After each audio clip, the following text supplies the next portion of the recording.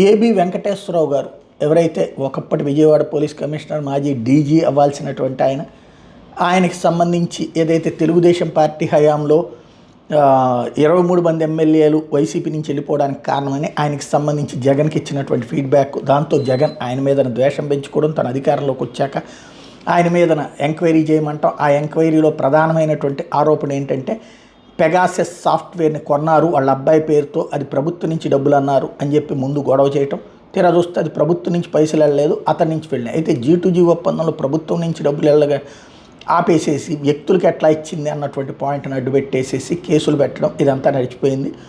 ఆయన్ని సస్పెండ్ చేయడమా, లేకపోతే ఆయన తర్వాత మళ్ళీ రివోక్ అయితే మళ్ళీ తీసుకోవడమా, ఇదంతా పెట్టి కేసులు ఇబ్బంది పెట్టారు.